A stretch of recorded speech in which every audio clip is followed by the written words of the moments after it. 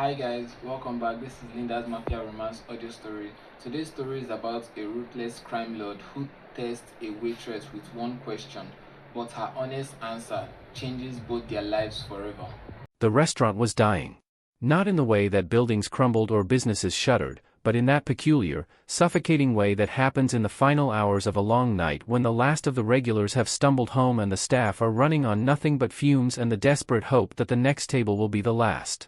The chandeliers still blazed with their warm amber light, casting soft shadows across white tablecloths that had been changed 3 times since dinner service began, but the glow felt different now. It felt hollow. The kind of light that illuminated nothing because there was nothing left to see. Maeve had been on her feet since 4 in the afternoon. Her calves ached with that familiar, bone-deep weariness that came from carrying heavy trays through a maze of tables while balancing the impossible expectation that she would appear fresh and cheerful for every single customer, regardless of how many times they snapped their fingers at her or complained that their steak was medium when they had clearly ordered medium well. The tips were good at Giuseppe's, the best in the city for a woman without a college degree and a history of bad luck that seemed to follow her like a stray dog she couldn't shake, but the cost was measured in bruised knuckles, burned fingers, and the slow erosion of her patience. She was wiping down the bar for the 4th time that night, her reflection a ghost in the polished mahogany, when she felt it. The shift in the air. The way the remaining staff suddenly stopped moving, their hands freezing mid-task, their eyes darting toward the entrance like deer catching the scent of wolves on the wind. The door had opened. Maeve looked up from her work and saw them enter, 3 men in suits that cost more than she made in 3 months. They moved with that particular fluid grace that only came from absolute confidence, the kind of confidence that could not be purchased or faked. It was born from the knowledge that you were the most dangerous person in any room you walked into, and everyone else knew it too. The first man was tall and broad, with a shaved head that caught the light and shoulders that filled the doorframe like he was daring the building itself to try and stop him. His eyes swept the room in a single, methodical pass, cataloging every face, every exit, every potential threat. He was the kind of man who had killed before and would kill again, and the act of taking a life had become as routine to him as ordering coffee. This was Victor, though Maeve didn't know his name yet. She would learn it soon enough, and she would learn to fear it. The second man was shorter, wiry, with a nervous energy that seemed at odds with his expensive suit. He was the kind of man who looked over his shoulder even when there was nothing behind him, the kind who had seen too much and done too much and now lived in a state of perpetual vigilance that had worn grooves into his soul. He was nothing. A footnote. A body waiting for a bullet. The third man, though. The third man was different. He walked like a king entering his own court, and Maeve understood in that instant that this was not a restaurant to him. It was a stage, and everyone in it was merely a player in whatever drama he had decided to orchestrate tonight. He was tall, lean, with silver-streaked dark hair that swept back from a face that could have belonged to a Renaissance painting if not for the coldness in his eyes. Those eyes were the color of a winter sky, pale and distant, and they saw everything. They saw the nervous manager wiping his palms on his apron, the cook peeking through the kitchen door, the busboy suddenly finding something fascinating to do with a stack of napkins. They saw the fear, and they fed on it. Alistair Kane. Even if Maeve had never seen his face before, she would have known him from the way the room reacted. The air itself seemed to thicken around him, pressing down on everyone present like a physical weight. This was the ghost who controlled the city from the shadows, the man who could end a life with a flick of his wrist and never lose a moment of sleep over it. The stories about him were legion and terrible, whispered in dark corners by people who knew better than to speak his name aloud. Maeve should have been afraid. She had heard the stories. Every waitress in the city had heard the stories. There was the one about the accountant who had skimmed from Alistair's businesses and ended up in the river with his hands cut off. There was the one about the rival gangster who had dared to mock Alistair at a meeting and was found the next morning with his tongue nailed to his own front door. There was the one about the woman who had tried to blackmail him and simply disappeared, her apartment cleaned out, her name erased from every record, as if she had never existed at all. Fear would have been the appropriate response. The reasonable response. The response that every other person in that restaurant was experiencing in that moment. But Maeve had been afraid before. She had been afraid when her mother was diagnosed with cancer and the insurance wouldn't cover the treatments. She had been afraid when the landlord had threatened eviction and she had nowhere else to go. She had been afraid when the grocery store cashier had looked at her with pity as she counted out change in pennies and nickels to buy a carton of eggs and a loaf of bread. Fear was a familiar companion, an old friend who had worn out its welcome years ago.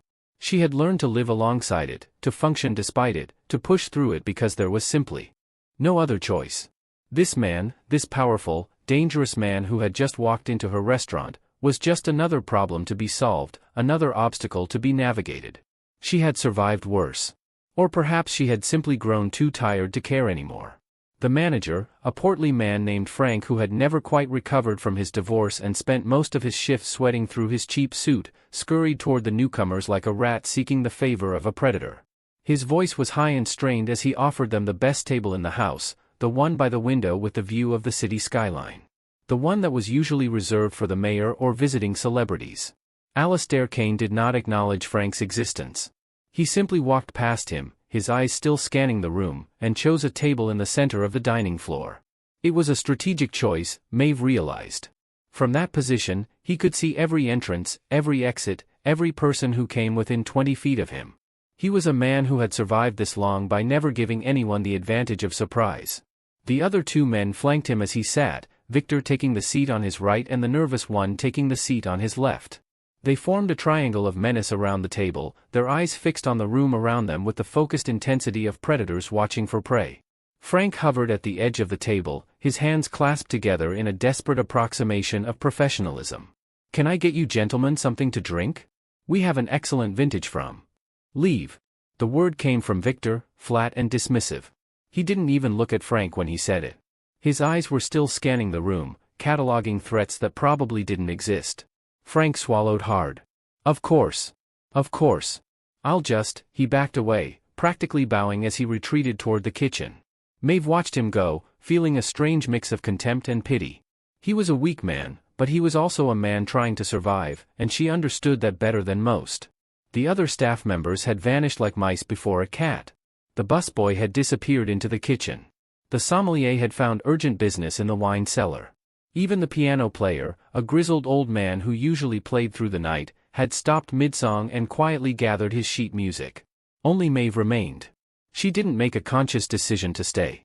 It was more that she was too exhausted to care about the social conventions that said she should run and hide like everyone else. She had a job to do. She had bills to pay. And these men, these dangerous, powerful men, were just customers who would eventually leave, just like all the others. She grabbed a bottle of water from the bar and walked toward their table. She felt their eyes on her as she approached.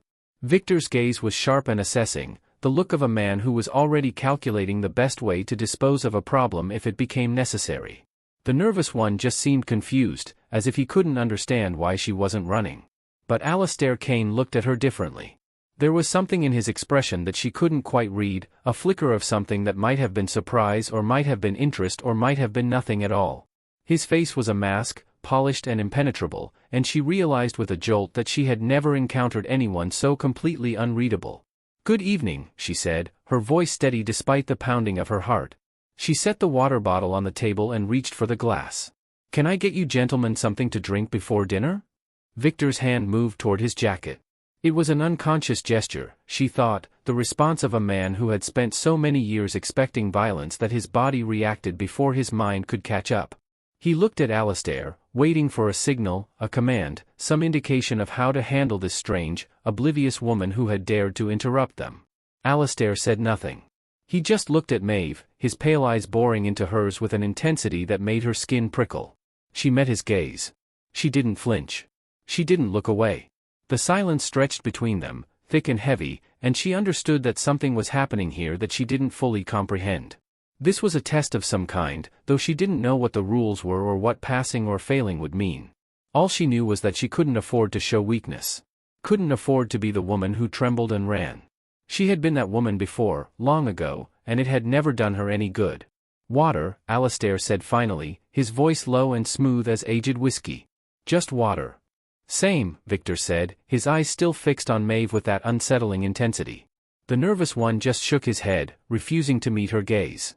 Maeve nodded and turned away, feeling the weight of their eyes on her back as she walked to the bar. She filled 3 glasses with ice water, her hand steady despite the tremor she could feel building in her chest. She had passed the first test, whatever it was. But she had a feeling there would be more. She brought the waters back to the table, setting them down with practiced precision. "Our specials tonight are the Osso Buco and the Branzino. The chef also does an excellent risotto if you're in the mood for something lighter. We didn't come for the food. The words came from Victor, sharp and dismissive, but it was Alistair's response that made Maeve's breath catch in her throat. Leave us, Alistair said to Victor. Not harshly. Just a quiet command that brooked no argument. Victor's face flickered with something that might have been surprise or might have been resentment. He hesitated for just a moment, then rose from his seat and walked to a table across the room, taking the nervous one with him. They sat in silence, their eyes still fixed on their boss, ready to move at the slightest signal. Maeve stood alone at Alistair's table, feeling suddenly exposed. Sit, he said. It wasn't a request. She sat.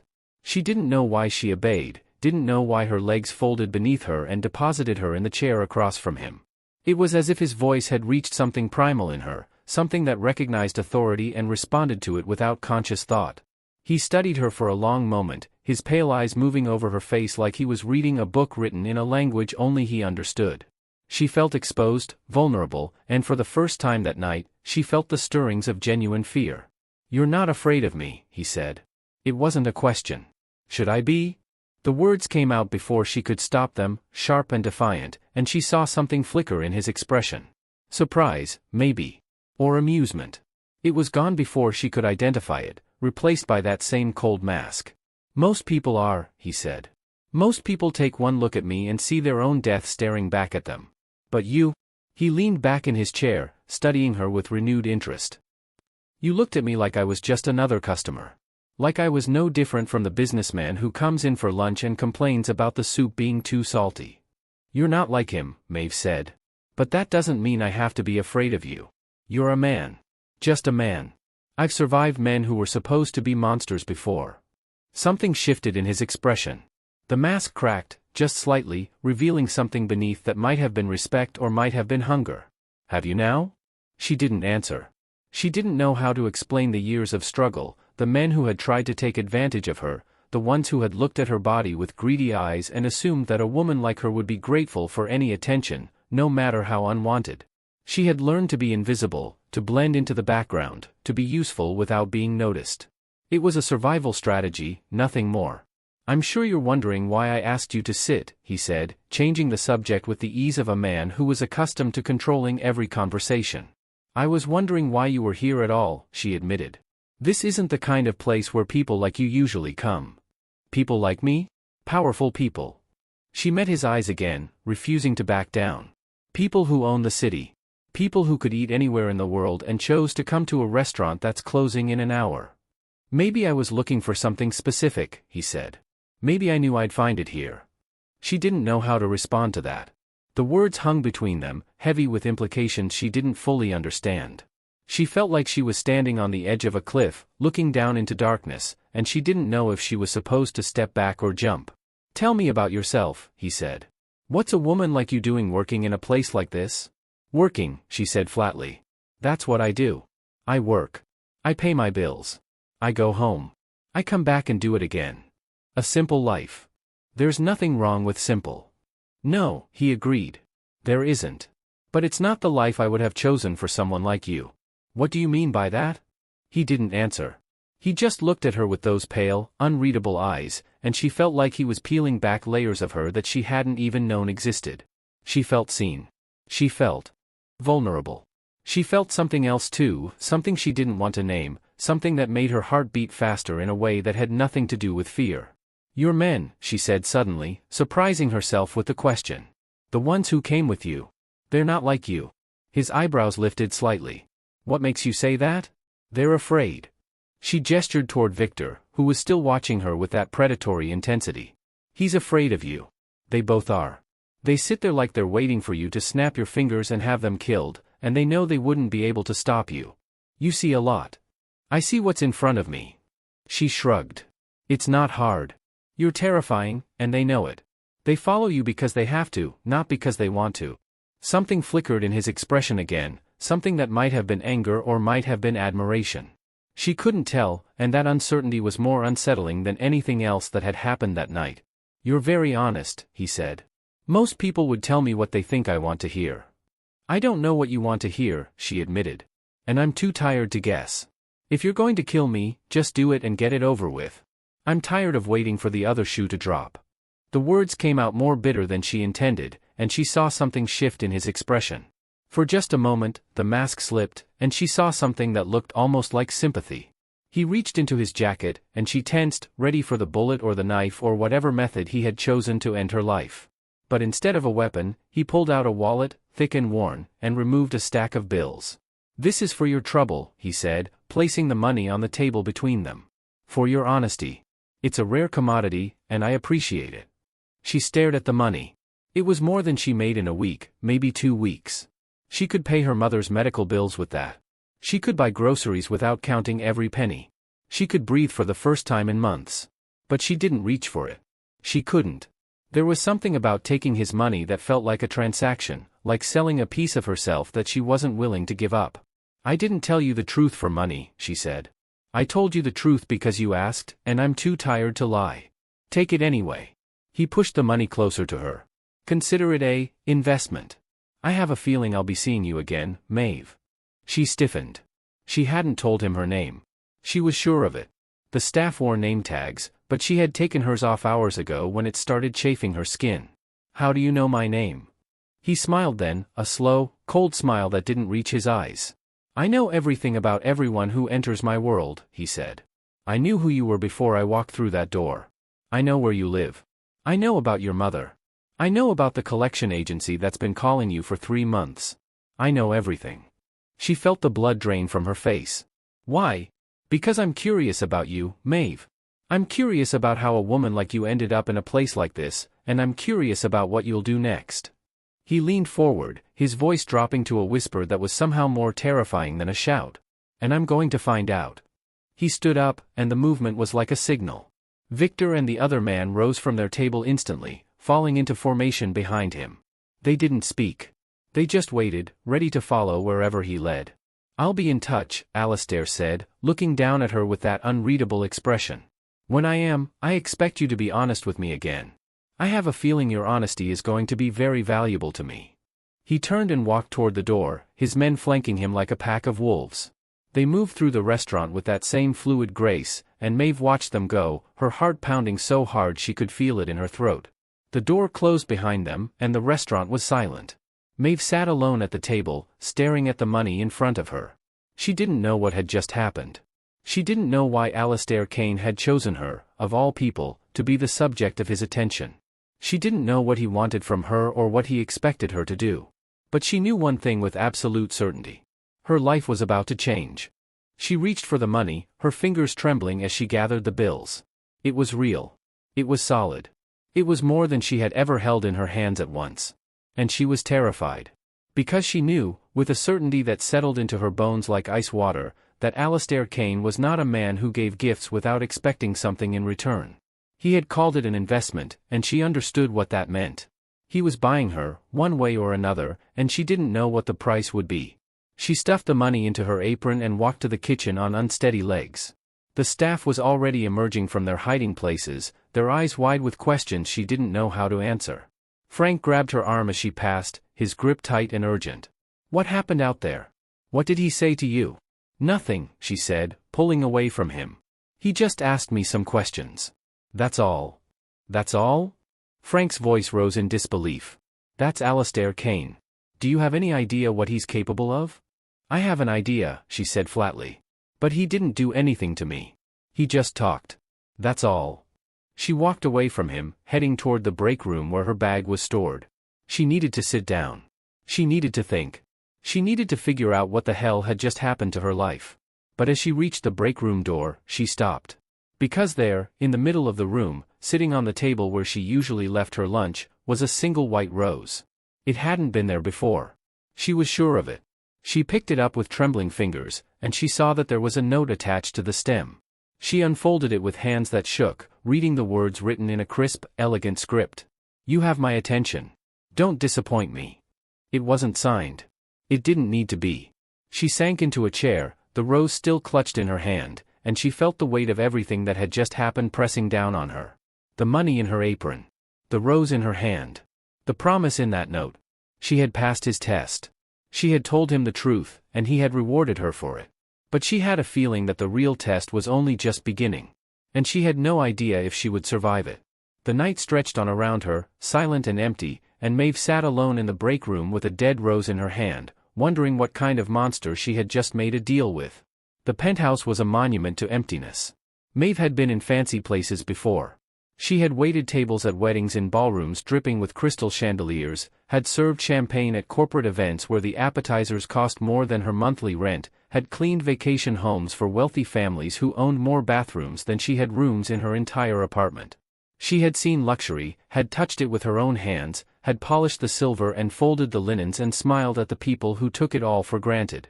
But she had never seen anything like this. The elevator ride had been interminable, a silent ascent through floors of steel and glass that seemed to go on forever. Victor had stood beside her, his bulk filling the small space, his eyes fixed on the numbers ticking upward with the patience of a man who had done this 1,000 times before. He hadn't spoken to her. He hadn't needed to. His silence was a threat in itself, a reminder that she was alone and vulnerable and entirely at his mercy.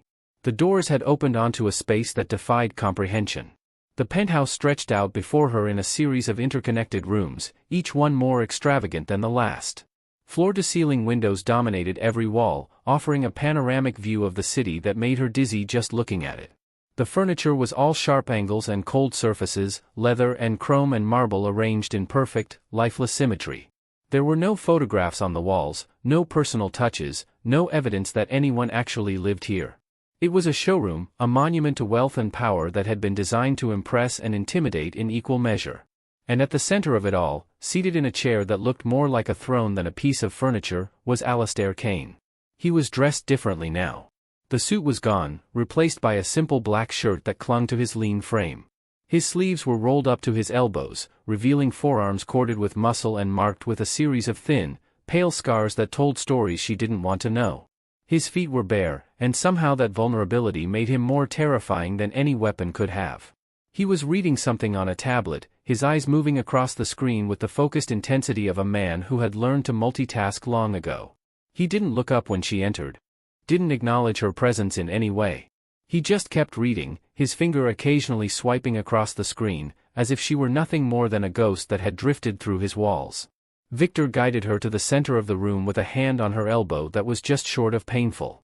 "Wait here," he said, his voice flat and cold.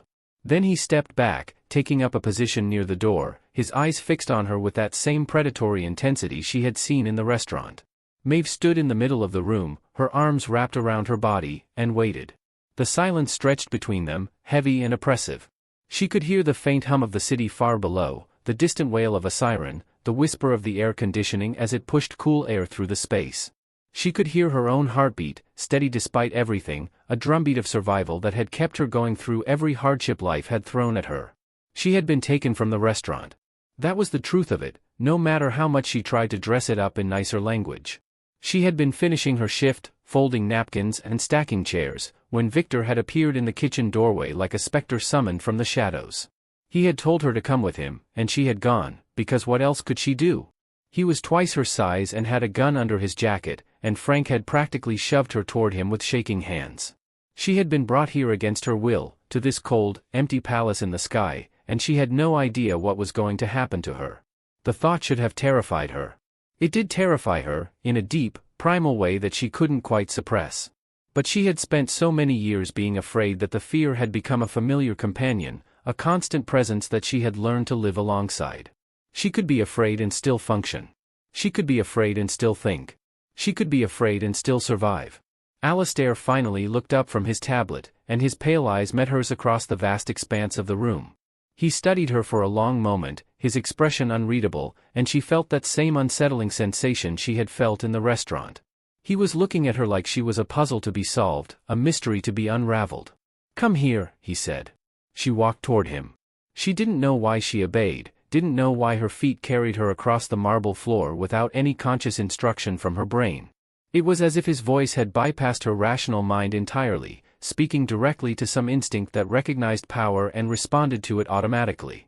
She stopped a few feet from his chair, her hands clasped in front of her, her chin lifted in a show of defiance she didn't quite feel. "Sit," he said, gesturing to a chair that had been placed opposite his own. She sat. The chair was cold and hard, designed for aesthetics rather than comfort, and she shifted uncomfortably as she settled into it. He set the tablet aside and leaned forward, his elbows resting on his knees, his eyes never leaving hers. "You must have questions," he said. "I have a lot of questions," she agreed. "I don't expect you to answer any of them." His lips twitched in something that might have been amusement. "You're very direct. I appreciate that. It's rare to find someone who says what they mean. I told you before. I'm too tired to play games." "You said that in the restaurant." He tilted his head, studying her with renewed interest. "You said you were tired of waiting for the other shoe to drop. What did you mean by that?" She hesitated. It was a personal question, an invasive question, and she had spent years learning to deflect such inquiries with practiced ease. But something about his intensity made her want to tell the truth, made her want to strip away the defenses she had built and show him the raw, ugly reality of her life. "I meant that I've been waiting for something bad to happen my whole life," she said. "My mother got sick. The bills piled up. The debt collectors called. I lost my apartment. I lost my car. I lost everything except my job, and I barely have that." She shrugged. "Every day I wake up and I think, this is it. This is the day it all falls apart. And I'm tired of waiting for it to happen." "You think I'm the bad thing," he said. It wasn't a question. "I think you're the worst thing that's ever happened to me," she said honestly. "And that's saying something, because I've had a lot of bad things happen to me." Something flickered in his expression. She couldn't identify it, couldn't tell if it was anger or hurt or something else entirely. He was so hard to read, so carefully controlled, and she hated that she couldn't predict what he was going to do next. "I don't intend to hurt you," he said. "Not unless you give me a reason.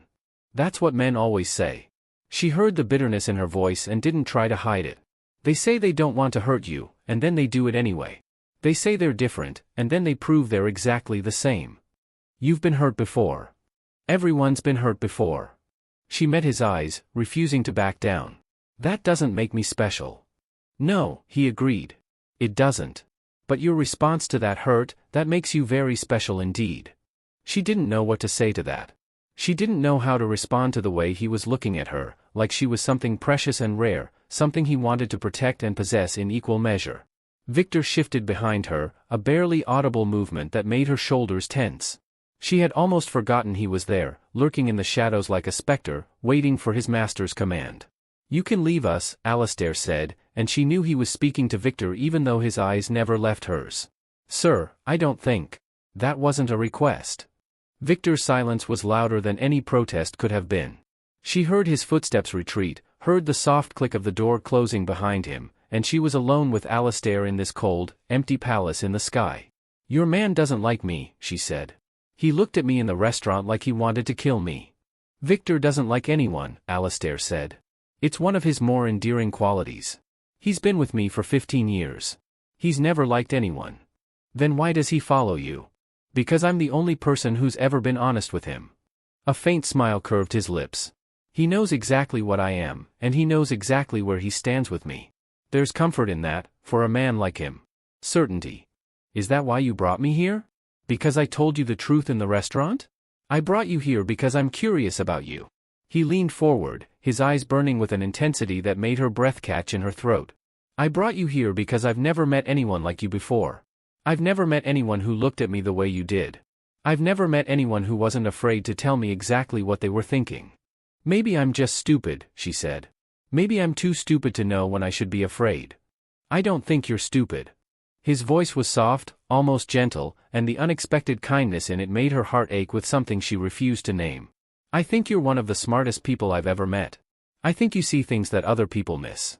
I think you understand things that other people can't even begin to comprehend. You're giving me a lot of credit. I'm giving you exactly as much credit as you deserve."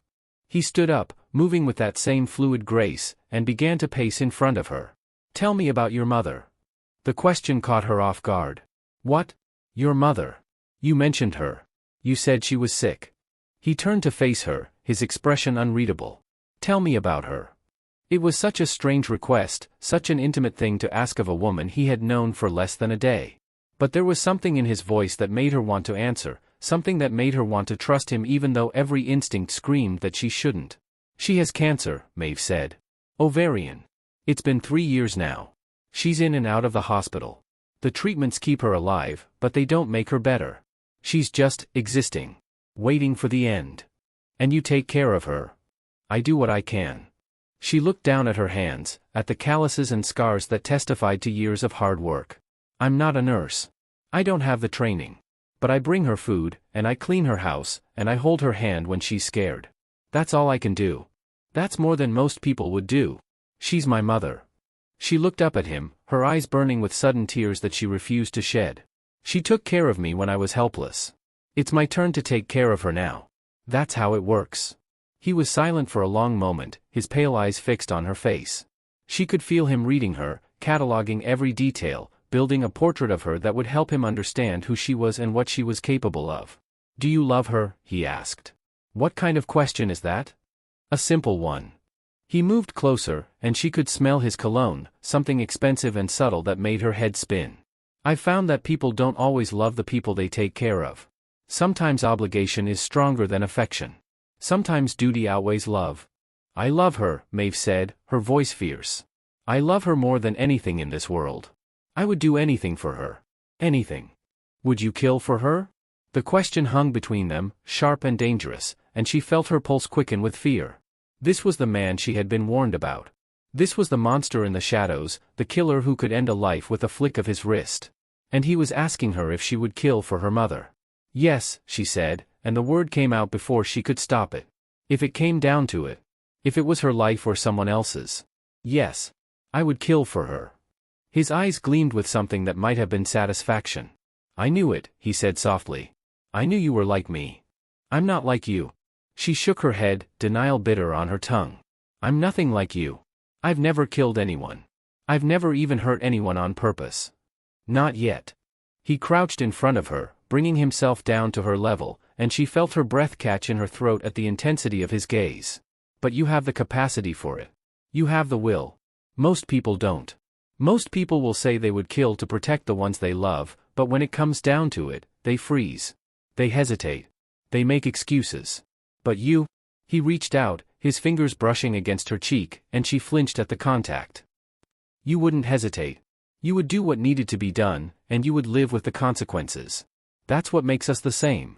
I don't want to be the same as you, she said, and her voice shook despite her best efforts to control it. I don't want to be a killer. I don't want to be a monster.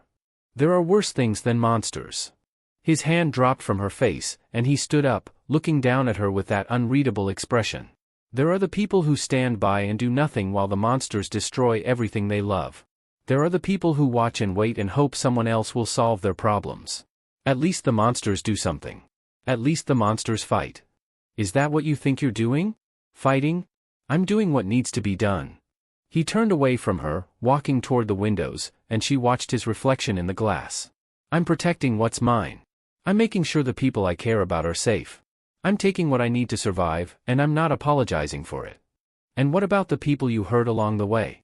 What about the innocent people who get caught in the crossfire? There are no innocent people. He turned to face her, his expression cold and hard. There are people who are strong enough to fight for what they want, and people who aren't. There are people who take what they need, and people who let themselves be taken from. There are people who survive, and people who don't. You can't just. I can do whatever I want. His voice was quiet, but there was steel beneath the softness. I'm the one with the power here, Maeve. I'm the one who decides what happens next. And I've decided that I want you in my life. She stared at him, her heart pounding. What do you mean? I mean that I see something in you. He walked toward her again, his steps measured and deliberate. I see someone who's been knocked down and gotten back up again. Someone who's been beaten and bruised and broken and still keeps fighting. Someone who's honest and loyal and brave, even when there's no reason to be. I'm not brave, she said. I'm just too tired to be scared. Then that's the bravest thing of all. He stopped in front of her, close enough that she could feel the heat radiating from his body. Being tired and still going. Being broken and still fighting. That takes more courage than anyone who's never been through it can understand. She looked up at him, and for the first time, she saw something beyond the cold mask. She saw a man who had been hurt, who had been broken, who had built walls around his heart because the world had taught him that vulnerability was a weakness. She saw a man who was just as lonely as she was, just as desperate for connection, just as hungry for something real and true. Why me? She asked. Why do you care about me? I'm nobody. I'm a waitress. I'm a nobody in a nothing job with a nothing life. You're not nobody. He reached out and took her chin in his hand, tilting her face up toward his. You're the most interesting person I've met in years. You're the only person who's ever told me the truth without flinching. You're the only person who's ever looked at me and seen something beyond the monster. Maybe I'm just too stupid to know what I'm seeing. Or maybe you're the only person who's smart enough to see what's really there. He released her chin and stepped back, his expression softening into something that almost looked like kindness. I'm not going to hurt you, Maeve. I'm not going to force you to do anything you don't want to do. But I am going to keep you close. I'm going to watch you. I'm going to learn everything there is to know about you. Why? Because I need someone like you in my life. He moved toward a sideboard, pouring himself a glass of amber liquid from a crystal decanter. I need someone who will tell me the truth. I need someone who isn't afraid of me. I need someone who will be my conscience, I suppose. My moral compass. You want me to be your conscience? She laughed, and the sound was hollow and bitter. You want a waitress from the wrong side of town to tell you right from wrong? That's ridiculous. Maybe. He took a sip of his drink, his eyes never leaving hers. Or maybe it's the most brilliant idea I've ever had. You see, the people around me have an agenda. Everyone has an agenda. Victor wants power. The other men want money. The women in my life want status and security. But you? He tilted his head, studying her. You don't want anything from me. You've been honest about that from the beginning. And that makes you invaluable. You're wrong, she said. I do want something from you. What? I want you to let me go. She stood up, her legs shaking beneath her. I want you to forget you ever saw me. I want to go back to my life and pretend tonight never happened. I can't do that. His voice was soft, almost regretful. You've seen me. You've talked to me. You've become part of my world, whether you wanted to or not. I can't just let you walk away. And what happens if I try to walk away anyway? He didn't answer. He didn't have to. The silence was answer enough. She felt the tears burning in her eyes again, and she blinked them back with fierce determination. She would not cry in front of him. She would not give him that power over her. Please, she said, and the word came out broken and desperate. Please just let me go. I'll never tell anyone about tonight. I'll never breathe a word about what happened. I'll just go back to my life and pretend I never met you. I can't. He set his glass down and walked toward her, his steps slow and deliberate. I wish I could. I wish I could tell you that you're free to walk away and never look back. But I can't. Because if I let you go, I'll never see you again. And that thought is more unbearable than I could have imagined. You don't even know me. I know enough. He stopped in front of her, close enough that she could see the flecks of silver in his eyes. I know that you're brave and honest and loyal. I know that you love your mother more than anything in this world. I know that you've been hurt and you've kept going anyway. I know that you see me, really see me, and you don't look away. You barely know me at all. Then let me get to know you. His voice was gentle, almost pleading. Give me a chance to prove that I'm not the monster you think I am. Let me show you that there's more to me than the stories you've heard. What do you want from me? She asked the question again, her voice breaking on the last word. What do you want? I want you to stay.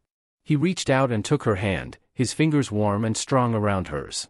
I want you to be part of my world. I want to talk to you and listen to you and learn from you. I want to know everything there is to know about you, every thought and feeling and memory that makes you who you are. I'm not special, she said. I'm just a waitress. I'm nobody.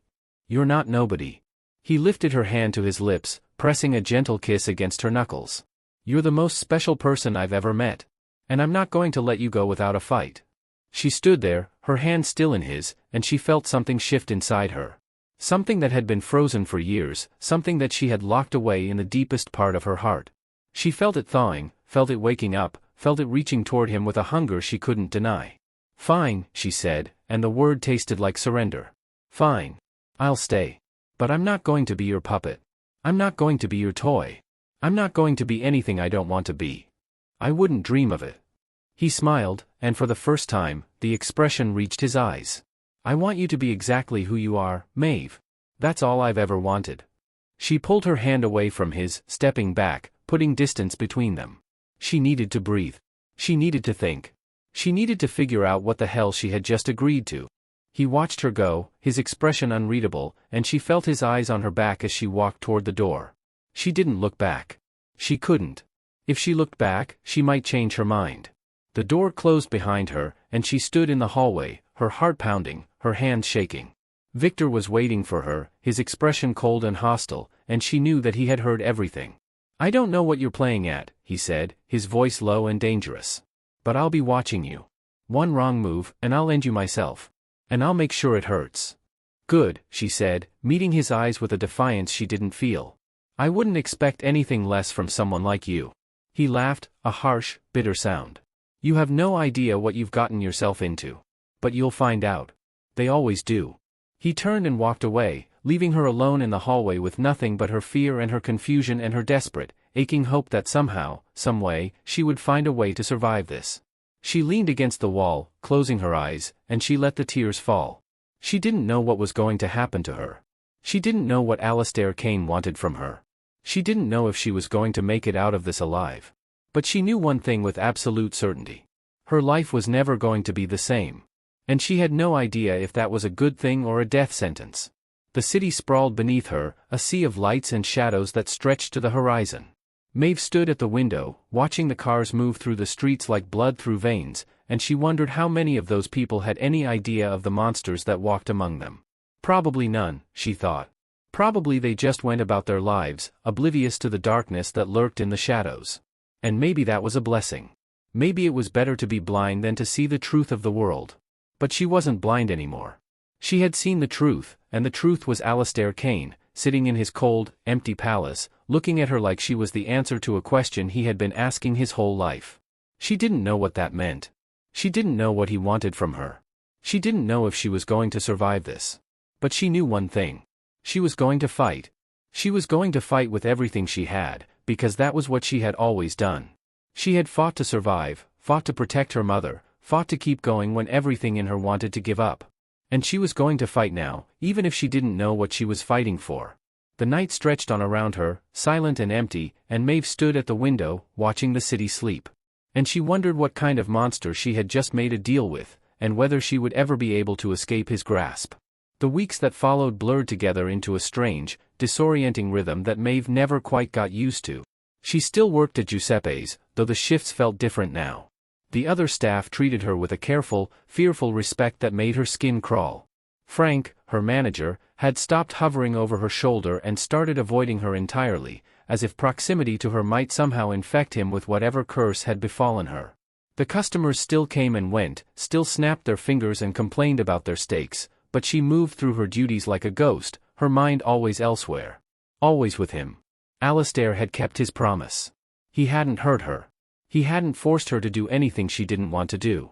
But he had inserted himself into her life with a quiet, relentless persistence that left her no room to breathe. He sent cars for her. Not always the same car, never the same driver, but always a sleek black vehicle that appeared outside her apartment building at odd hours. The drivers were always silent, always professional, their eyes fixed straight ahead as they transported her to whatever location Alistair had chosen for their meetings. Sometimes it was the penthouse, that cold, empty palace in the sky where she had first realized the true scope of his power. Sometimes it was private clubs, places where the rich and powerful gathered to conduct business that never appeared on any official ledger. Sometimes it was restaurants, not the kind where she worked but the kind where the menus had no prices and the waiters knew her name before she introduced herself. And always, always, he watched her. It was the watching that unsettled her most. He would sit across from her at dinner, his eyes never leaving her face, and he would ask her questions. Not the easy questions, not the pleasant small talk that people use to fill uncomfortable silences. He asked her about her childhood, about her father, about the first time she had ever been truly afraid. He asked her about her hopes and dreams and fears, about the things she had never told another living soul. And she answered him. She couldn't help it. There was something about his intensity, his unwavering focus, that made her want to be honest with him. Maybe it was because he already knew so much about her. Maybe it was because she had nothing left to hide. Or maybe it was because, somewhere in the depths of her exhausted, lonely heart, she craved the connection he was offering. He taught her things, too. That was the strangest part of all. He taught her to read body language, to spot the subtle tells that betrayed a person's true intentions. He taught her to identify the micro-expressions that flashed across a face in a fraction of a second, the ones that revealed fear or anger or deceit before the person could mask them. He taught her to listen to what people didn't say, to hear the silence between the words and understand what it meant. "You have a gift," he told her one night, as they sat in his private study surrounded by leather-bound books and the scent of old paper. "You see things that other people miss. You understand people in a way that most people never will." "I just watch," she said, shrugging. "That's all. I watch and I listen. It's not a gift. It's survival. Survival is a gift." He leaned back in his chair, studying her with that familiar, unreadable expression. Most people go through their entire lives without ever truly understanding the world around them. They stumble through their days, oblivious to the currents that move beneath the surface. But you see the currents. You feel them. And that makes you dangerous. I don't want to be dangerous. Too late for that. His lips curved in a faint smile. "You've already become dangerous just by being in my orbit. The people around me will assume you have power, even if you don't. They'll treat you accordingly. And they'll watch you, just as closely as I do. I don't want that either." "I know." His voice softened. "I know you don't. But you don't always get to choose what happens to you. Sometimes life chooses for you. And sometimes the people who love you choose for you. You don't love me." "No." He looked at her for a long moment, his pale eyes unreadable. "Not yet. But I could. Given time, I could." She didn't know how to respond to that. She didn't know how to respond to any of this. So she did what she always did when the emotions became too much to handle. She changed the subject. "Your men," she said. "Victor. He hates me. He looks at me like I'm something he stepped in." "Victor hates everyone," Alistair said. "But he hates you more than most. He sees you as a threat." "A threat to what?" "To his position." Alistair's voice was flat, matter-of-fact. "He's been my second for 15 years. He's used to being the one I trust, the one I confide in. And now I've brought you into the fold, and he doesn't understand why." "Neither do I." "Yes, you do." He leaned forward, his eyes boring into hers. "You know exactly why I brought you into my world. You just don't want to admit it." She looked away, her heart pounding. She did know. She had known from the moment he had asked her to sit at his table in the restaurant. He saw something in her, something he had never seen in anyone else. And he wanted to possess it. "You collect people," she said softly. "That's what you do. You see something you want, and you take it. You bring it into your world and you keep it there. You don't care what it costs them. That's not fair." His voice was sharp, and she heard genuine hurt beneath the anger. "I've never taken anything from you. I've given you everything you've asked for. I've given you money, protection, a chance to escape the life you were living. I've given you a future. I didn't ask for any of that. Maybe not. But you needed it." He stood up, walking to the window, his back to her. "You needed someone to see you. Someone to believe in you. Someone to give you a reason to keep fighting. And I gave you that. I gave you all of that, and I didn't ask for anything in return. You asked for me." "Yes." He turned to face her, his expression raw and unguarded for the first time. "I asked for you. Because you're the only thing in this world that makes me feel something other than rage. You're the only person who's ever looked at me without flinching. You're the only person who's ever made me feel like I could be more than the monster I've become. You're not a monster." The words came out before she could stop them, and she saw something shift in his expression. "You're not. I've seen monsters. I've seen them in the faces of men who hurt other people for pleasure. I've seen them in the eyes of men who enjoy causing pain. You're not that. You're something else entirely." "What am I, then?" She didn't know. She didn't have words for what he was. He was terrifying and fascinating, cruel and kind, cold and passionate. He was everything she had ever been afraid of and everything she had ever secretly wanted. "I don't know," she admitted. "But I'm starting to think that maybe I want to find out." He crossed the room in 3 quick strides, and before she could react, his hands were on her face, tilting her chin up toward his. His eyes burned with an intensity that made her breath catch in her throat. "You're dangerous," he said, his voice rough. "You have no idea how dangerous you are. You could destroy me, and you don't even know it." "I don't want to destroy you." "I know." He leaned in closer, his forehead resting against hers. "That's what makes it so terrifying. You don't want to hurt me. You just want to understand me. And understanding me is the most dangerous thing you could possibly do." "Why?" "Because once you understand me, you'll realize that I'm not worth saving." His voice cracked on the last word, and she felt something break inside her chest. "You'll see all the ugly parts, all the broken pieces, and you'll realize that I'm not the man you thought I was. You'll leave. And I can't let you go, Maeve. I can't. She reached up and touched his face, her fingers gentle against his cheek. I'm not going anywhere, she said. I told you that already. I'm staying. I'm staying because I want to see who you really are. I want to see the man behind the mask. There's no man behind the mask, he said bitterly. There's only the mask. It's all I've ever been. Then let me see the mask. She stepped closer, pressing her body against his, and she felt him shudder. Let me see all of it. The ugly parts, the broken pieces, everything you've hidden from the world. I want to see all of it. He kissed her then, and it was nothing like she had imagined. It was desperate and hungry, a kiss born of years of loneliness and longing. It was a kiss that tasted like tears and sorrow and hope, all mixed together into something that she couldn't quite name. She kissed him back, and for a moment, she forgot everything. She forgot about her mother and her job and the fear that had been her constant companion for so long. She forgot about the danger and the darkness and the uncertainty of her future.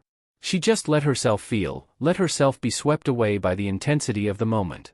When they finally broke apart, they were both breathing hard, their foreheads still pressed together. I need you, he said, his voice raw and broken. I don't know what it means. I don't know why it happened. But I need you, Maeve. I need you more than I've ever needed anyone. Then trust me, she said. Trust me the way you've never trusted anyone before. Let me be the one person who knows the real you. Let me be the one person you don't have to pretend with. I don't know if I can. Then learn. She pulled back, looking into his eyes. Learn to trust me. Learn to let me in. Learn to be the man I know you can be. He closed his eyes, and she saw the struggle playing out on his face. He was fighting with himself, fighting against years of conditioning that told him vulnerability was weakness, that trust was a flaw, that letting someone in was the same as signing your own death warrant. But he was fighting. That was the important part. He was fighting. Okay, he said finally, and the word was barely a whisper. Okay. I'll try. It wasn't much. It wasn't the grand declaration she had been hoping for. But it was something. It was a start. And in this strange, dangerous world she had been thrust into, a start was more than she had ever dared to hope for. The days that followed were different somehow. Lighter. As if a weight had been lifted from both of them. Alistair still watched her with that same intensity, still asked his probing questions and demanded her honesty. But there was something new in his eyes now, something that looked almost like hope. He brought her to meetings, keeping her close, letting her observe the way he conducted business. She saw him intimidate and negotiate and, when necessary, threaten. She saw the cold, calculating side of him that had made him so feared. But she also saw the glimpses of humanity that he tried so hard to hide. Victor's been watching you more closely, she said one night, as they sat in his study. He's been following me. I've seen him outside my apartment. He's worried. He's jealous. She met his eyes, refusing to back down. He's jealous of what we have. He wants what you've given me. And he'll do whatever it takes to take it from me. Then he'll fail. Alistair's voice was cold, absolute. He's nothing to me.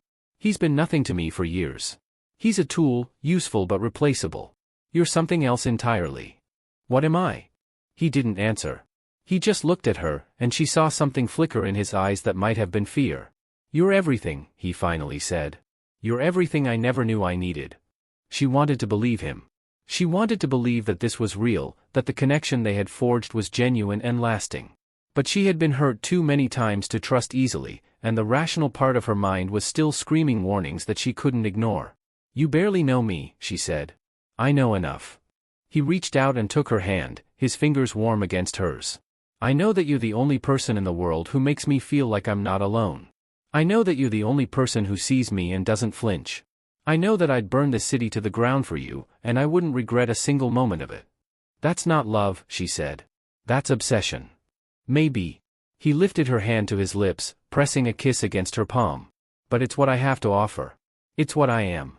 And if you stay, if you give me a chance, I'll learn to be better. I'll learn to be the man you deserve. I don't know if I can do this, she admitted. I don't know if I'm strong enough. You're the strongest person I've ever met. He smiled, and it was the first genuine smile she had seen from him. You'll figure it out. You always do. She didn't know if she believed him.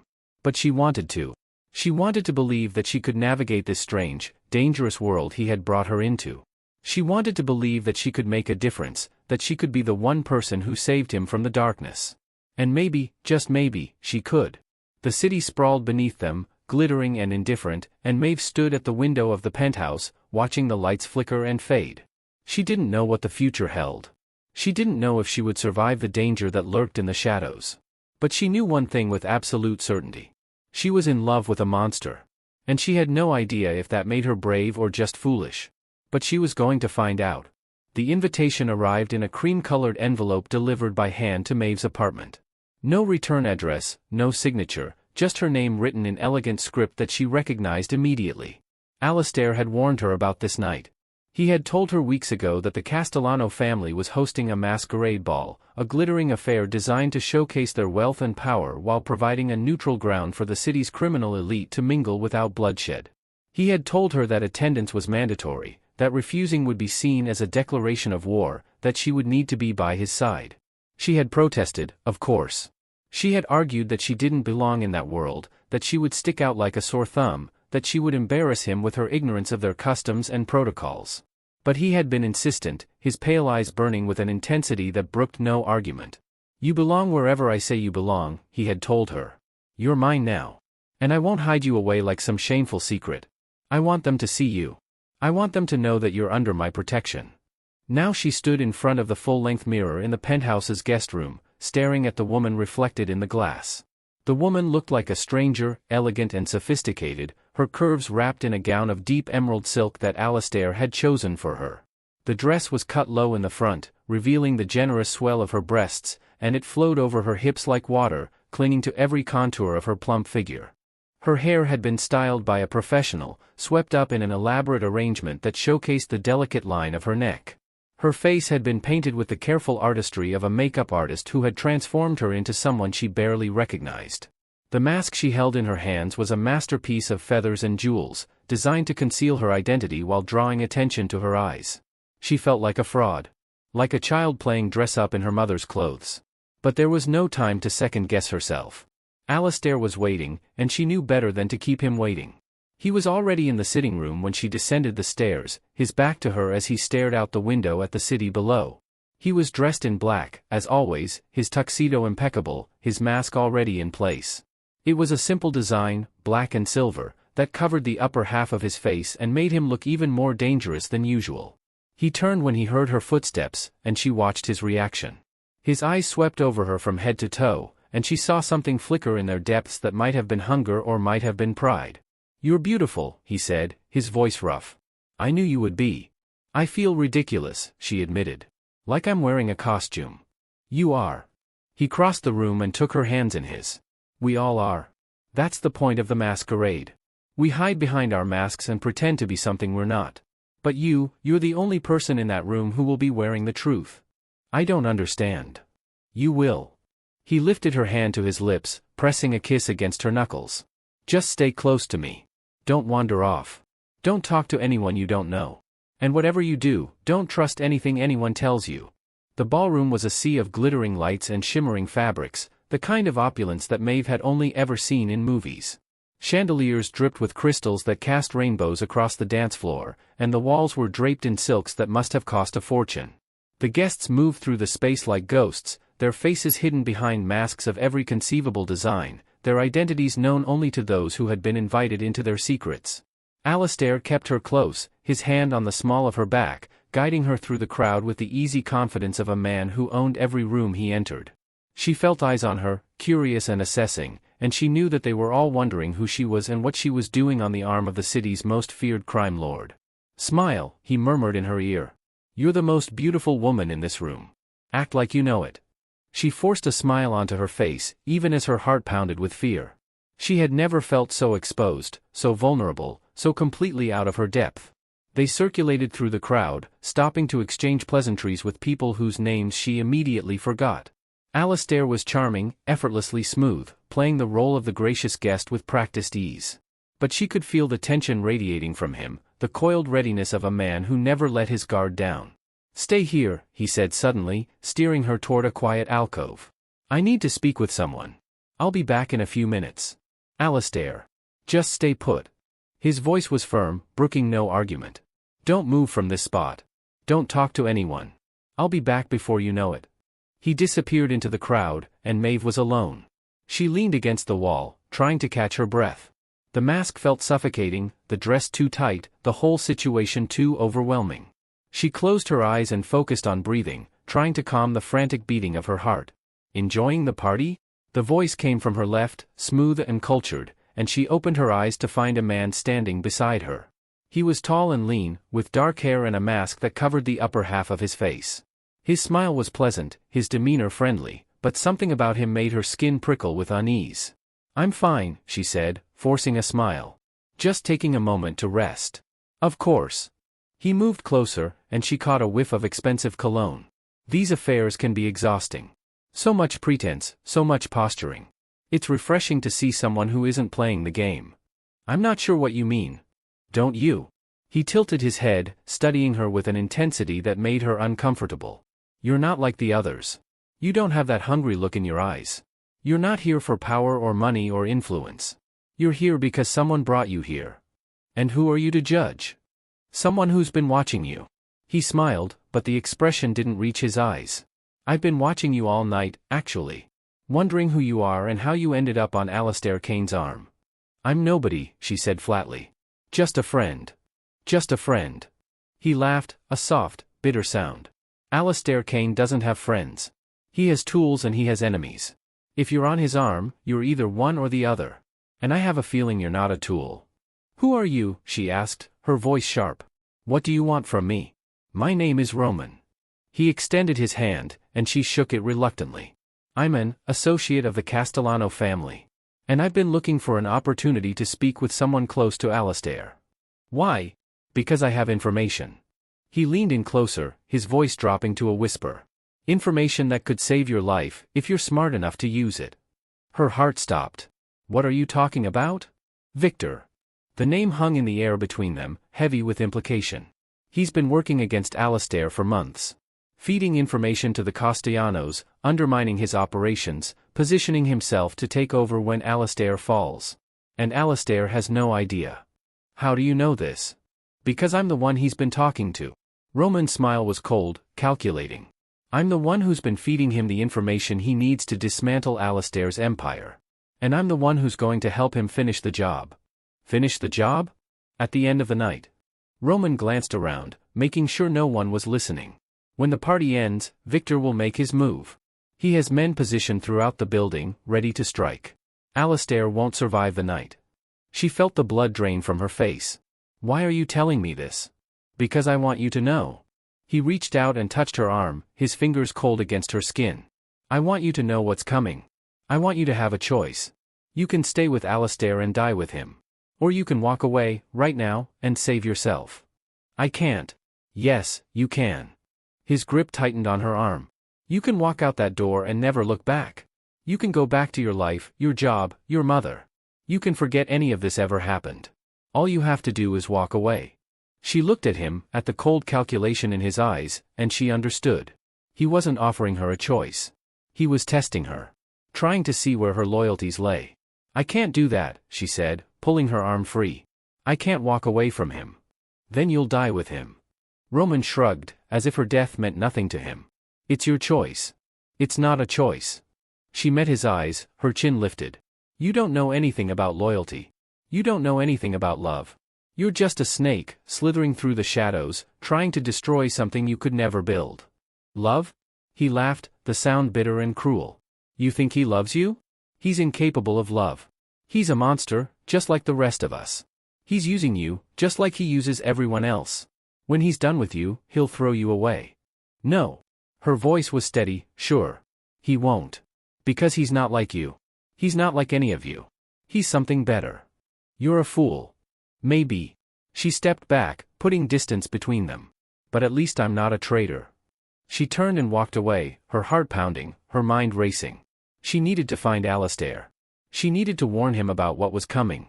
The crowd seemed to press in on her from all sides, the masks and costumes blurring together into a kaleidoscope of colors and shadows. She pushed through them, searching for the familiar figure in black, her panic growing with every passing moment. And then she saw him. He was standing near the bar, talking to a group of men in expensive suits. His mask was in place, his expression calm and controlled, but she could see the tension in his shoulders, the alertness in his posture.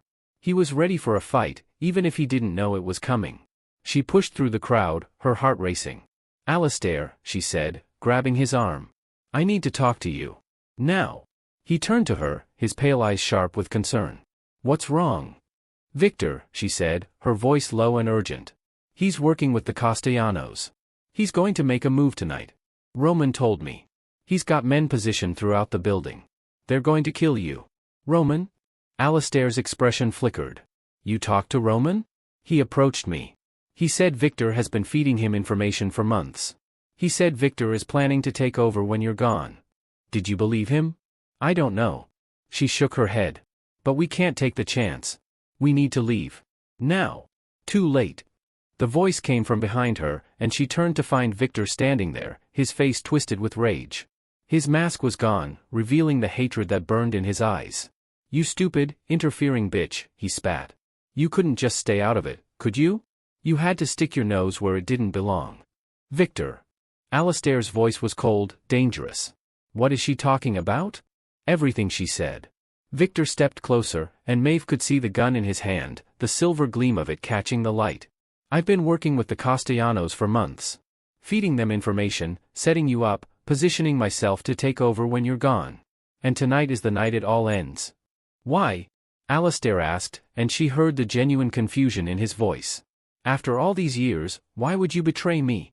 "Because you never saw me." Victor's voice cracked with emotion. 15 years I've been your right hand. 15 years I've done everything you asked, killed everyone you wanted, cleaned up every mess you made. And what did I get for it? Nothing. You never looked at me the way you look at her. You never trusted me the way you trust her. She's been here for 5 minutes and she means more to you than I ever did." "Victor." "Shut up." Victor raised the gun, aiming it at Alistair's chest.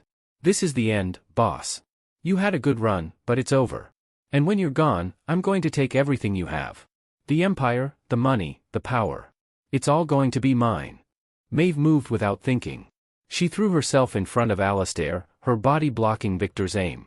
She knew it was stupid, knew it was suicidal, but she couldn't let him die. Not when he was the only person who had ever seen her as something more than a servant. "Get out of the way," Victor snarled. "This doesn't have anything to do with you. It has everything to do with me." Her voice was steady, even as her heart raced. "I'm the reason he chose me over you. I'm the reason he didn't see what you were doing. If you want to kill him, you'll have to kill me first." "I will." "Then do it." She spread her arms wide, offering herself up to his aim. "I'm not moving." Victor's finger tightened on the trigger, and Maeve closed her eyes, waiting for the bullet that would end her life. But then she heard a noise behind her, a grunt of surprise, and she opened her eyes to see Alistair moving. He was impossibly fast, closing the distance between them in a heartbeat. His arm came around Victor's neck, pulling him into a chokehold, and the gun clattered to the floor as Victor struggled against his grip. "You shouldn't have threatened her," Alistair said, his voice cold and calm. "You could have taken everything from me, and I might have let you live. But you threatened her. That was your mistake." Victor's face was turning purple, his hands clawing at Alistair's arm, but there was nothing he could do. Alistair's grip was like iron, unbreakable, and Maeve watched as the life slowly drained from Victor's eyes. When it was over, Alistair let the body drop to the floor. He stood there, breathing hard, his eyes fixed on Maeve. "You saved my life," he said, his voice rough. "Why?" "Because I couldn't let you die." She walked toward him, stepping over Victor's body without looking down. "Because you're the only person who's ever made me feel like I wasn't alone. Because I love you." He stared at her for a long moment, his expression unreadable. And then he pulled her into his arms, crushing her against his chest. "I love you too," he said, the words muffled against her hair. "I didn't think I was capable of it, but I do. I love you, Maeve. And I'm never going to let you go." She clung to him, her tears soaking into his shirt. The danger was over, at least for now. But she knew that this was just the beginning. The life she had chosen was dangerous and dark, full of violence and betrayal. But it was also full of him. And as long as she had him, she could survive anything. The night stretched on around them, the masquerade continuing without pause. But they stood in the shadows, wrapped in each other's arms, and for the first time in her life, Maeve felt like she had found somewhere she belonged. The warehouse was cold and damp, the kind of place where hope went to die. Maeve had been here before, in the nightmares that plagued her sleep, but this time it was real. This time the shadows held real threats, real men with real guns who wanted Alistair dead. She could hear them moving in the darkness, their footsteps echoing off the concrete walls like the beating of a funeral drum. She had promised to stay hidden. Alistair had made her promise, his hands gripping her shoulders, his eyes burning with a desperate intensity she had never seen before.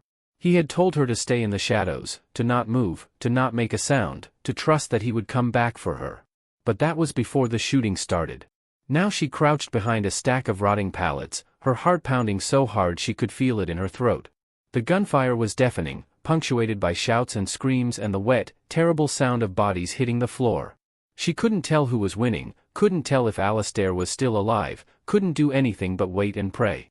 And then she heard his voice. "Victor! Show yourself, you coward!" Alistair's shout echoed through the warehouse, and Maeve felt her heart leap with relief.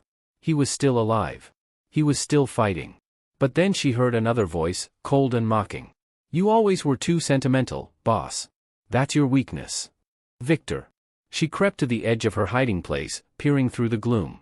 She could see them now, standing in a pool of sickly yellow light cast by a single hanging bulb. Alistair was wounded, she could see that, a dark stain spreading across his white shirt. But he was still standing, still defiant, his gun raised and aimed at Victor's chest. Victor was smiling, that cold, cruel smile she had come to hate. He had a gun too, pointed at Alistair, and Maeve knew that one of them was about to die. "You're a fool," Victor said, his voice dripping with contempt. "You had everything. Money, power, respect. And you threw it all away for a fat waitress who's too stupid to know what she is. Don't talk about her." Alistair's voice was a low growl. "You don't get to talk about her." "Oh, I get to talk about whoever I want." Victor laughed, a harsh, ugly sound. "She's nothing. She's a nobody. And when you're dead, I'm going to make sure she suffers before she joins you." Something snapped inside Maeve. She didn't think about the danger. She didn't think about the guns or the bullets or the fact that she could die. She just thought about Alistair, about the man who had seen her when no one else had, who had loved her when she thought she was unlovable. She stepped out of the shadows. Victor saw her first, his eyes widening in surprise. And then he smiled, that terrible smile that made her skin crawl. "Well, well," he said, turning his gun toward her. "The little mouse comes out to play. How convenient." "No!" Alistair shouted, lunging forward. "Maeve, get back!" But she didn't get back. She walked toward Victor, her steps steady, her chin lifted. She was terrified, more terrified than she had ever been in her life, but she refused to show it.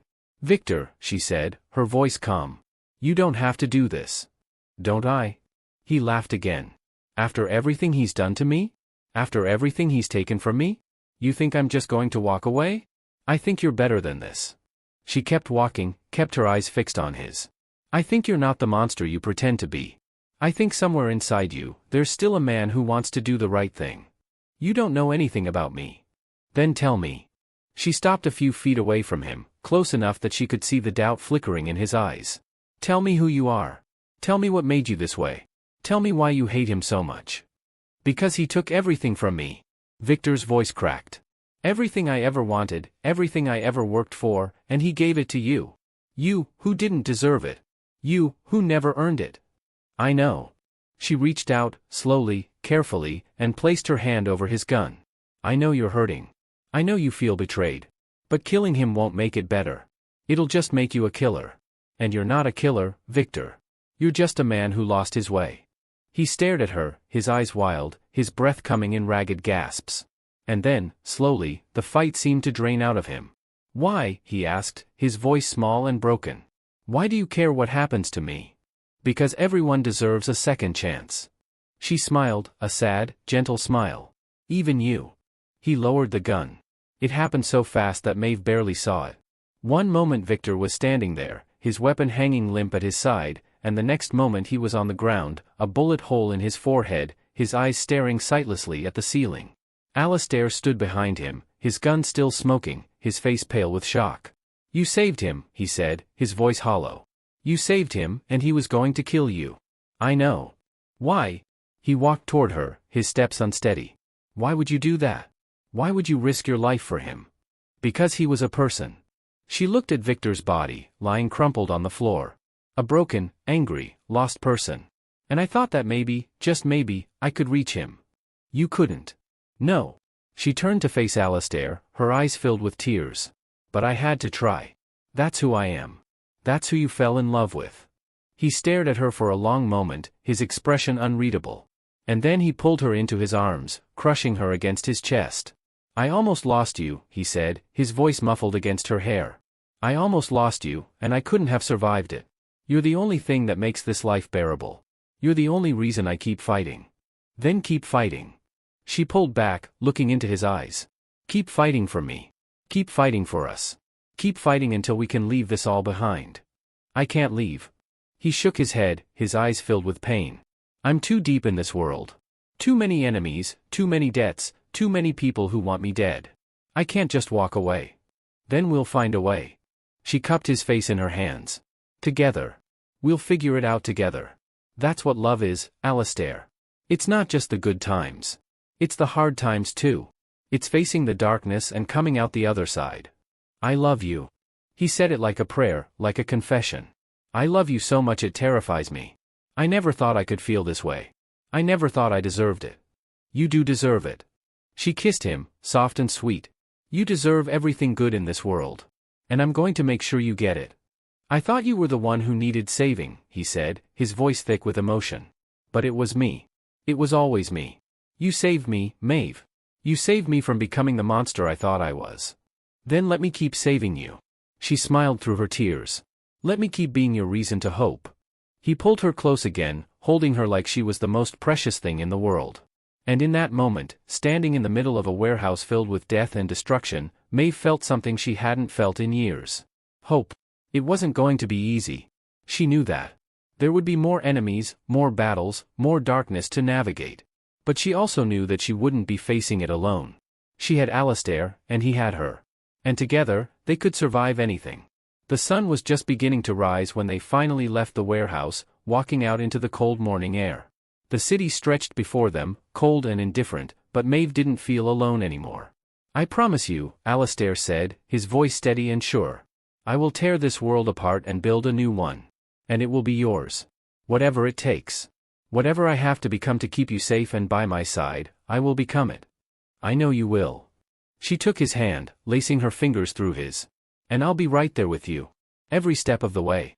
He looked at her, his pale eyes shining with something that might have been tears.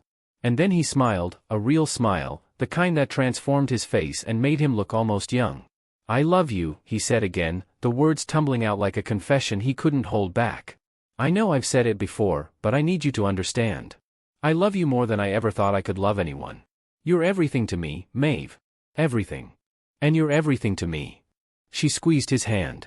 Now come on. Let's go home. They walked into the dawn together, two broken people who had found each other in the darkness. The future was uncertain, full of danger and hardship and impossible choices. But they had each other, and that was enough. For now, it was enough. The city stretched before them, glittering and indifferent, but Maeve didn't feel small anymore. She felt powerful. She felt loved. She felt like she could take on the world and win. And maybe, just maybe, she could. The sun rose over the skyline, painting the clouds in shades of pink and gold. Maeve looked up at the light, at the promise of a new day, and she smiled. This was just the beginning. The first chapter of a new story, a story that she would write with Alistair by her side. And it was going to be a beautiful one. That's the end of the story. I hope you loved and enjoyed it. Please like, share, subscribe to my channel, and don't forget to turn on your notification button to get more stories. And as always, stay dangerous.